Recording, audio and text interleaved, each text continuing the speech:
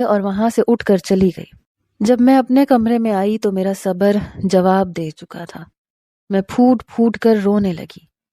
وہ شخص ایسا ہی تھا، اسے لڑکیوں کو ہراساں کرنے میں مزہ آتا تھا۔ مجھے یاد آنے لگا بچپن میں بھی وہ ایسے ہی کرتا تھا۔ بچپن میں اکثر فراک پہنتی تھی اور ساتھ میں جینز کی پینٹ۔ میری فراک اکثر سلیو لیس ہوتی تھی۔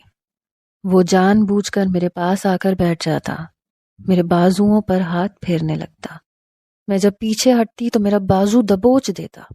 اس وقت بھی میں ایسے ہی کمرے میں آ کر روتی تھی، کیونکہ وہ مجھے ڈراتا دھمکاتا تھا۔ کہتا تھا اگر میری حرکتوں کے بارے میں تم نے کسی کو بھی بتایا تو میں تمہارا بہت برا حشر کروں گا۔ اس وقت مجھے اپنی ماں کی شدت سے بڑی یاد آتی تھی۔ میں اماں اماں کر کے روتی تھی، تکیے کو گلے لگا کر سمجھتی تھی کہ یہ میری ماں ہے اور اپنی ہر بات اس سے کہتی تھی۔ میرے آنسو بھی تکیے میں جذب ہو جاتے تھے۔ مجھے وہ وقت یاد آنے لگا۔ پتہ نہیں یہ شخص پھر سے کیوں آ گیا تھا۔ پتہ نہیں مجھے کیا سوجی تھی کھڑکی کا پٹ کھولنے کی اور اسے دیکھنے کی۔ مجھے لعنت بھیج دینی چاہیے تھی، اس پر بھی اور اس کے گھٹیا کاموں پر بھی۔ میں سوچ چکی تھی کہ اب اس کے کسی معاملے میں بھی دخل اندازی نہیں دوں گی۔ جیسے ہی شام ہوئی میں بابا کے کمرے میں آ گئی۔ وہ اسی وقت زمینوں سے لوٹے تھے۔ میں نے کہا بابا مجھے یونیورسٹی میں پڑھنا ہے۔ کہنے لگے بیٹا سائیں اتنا تو پڑھ لیا تم نے، اب کیا کرو گی پڑھ کے؟ اپنی تائی اماں کے ساتھ تھوڑا کاموں میں ہاتھ بٹا دیا کرو، گھر کے کاموں پر توجہ دیا کرو، خاص طور پر کھانا پکانا سیکھا کرو۔ میں نے کہا بابا میرا خواب ہے انگلش میں ایم اے کرنا، بس 2 سال کی تو بات ہے بابا، پلیز انکار مت کیجیے گا۔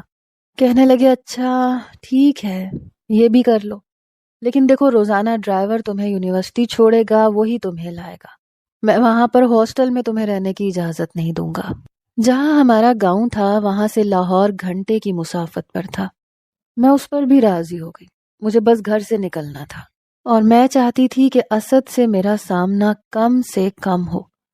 اگلے روز ڈرائیور کے ساتھ جا کر میں نے اپنا داخلہ یونیورسٹی میں کروا لیا، لیکن یہ اجازت مجھے اس صورت میں ملی تھی کہ مجھے رات کے وقت کچن کا رخ کرنا پڑے گا اور کھانا بنانا سیکھنا پڑے گا۔ اس لیے رات کے ڈنر کے لیے میں شام کو ہی کچن میں چلی گئی۔ سب کچھ ملازمین ہی کاٹ کر دیتے تھے۔ کھانا بنانا یہاں پر اتنا مشکل نہیں تھا۔ میں تائی اماں سے پوچھ کر پلاؤ بنانے لگی۔ تائی اماں نے مجھے پلاؤ بنانے کا پورا طریقہ بتایا۔ کہنے لگی اچھا میں آتی ہوں ذرا، تم کچن کو دیکھ لینا۔ میں نے کہا جی میں دیکھ لوں گی۔ تائی اماں 2 ملازمین کو اپنے ساتھ لے گئیں اور میں اکیلی ہی کچن میں تھی۔ میں نے بہت دل سے پلاؤ بنایا، اسے دم پر رکھ دیا۔ بس 15 منٹ کے بعد دم کے بعد پلاؤ تیار ہونے والا تھا۔ اسی وقت اسد کچن میں داخل ہوا۔ کیونکہ وہ کچن میں نہیں آتا تھا، اسے جو بھی چاہیے ہوتا تھا وہ ملازم کو آرڈر کر دیتا تھا۔ مجھے کچن میں دیکھ کر کہنے لگا مائرہ میرے لیے 1 کپ چائے کا بنا دو اور اوپر میرے کمرے میں لے آؤ۔ میں نے کہا میں پلاؤ بنا رہی ہوں، میرے پاس وقت نہیں ہے، آپ کسی ملازمہ سے کہہ دو۔ مجھے یہ کہہ کر وہ کچن سے باہر جا رہا تھا۔ میری بات سن کر وہیں رک گیا، پھر میرے پاس آیا۔ کہنے لگا مجھے تمہارے ہاتھ کی چائے پینی ہے، چائے بناؤ، ٹرے میں رکھو اور میرے کمرے میں لے کر آؤ۔ سمجھ آ رہی ہے نا تمہیں میں تم سے کیا کہہ رہا ہوں؟ وہ مجھ سے یوں بات کر رہا تھا جیسے میں اس کی ملازمہ ہوں۔ میں نے کہا میں آپ سے کہہ چکی ہوں کہ میں کام کر رہی ہوں۔ کہنے لگا مجھے انکار کا انجام جانتی ہو تم یا بھول گئی ہو؟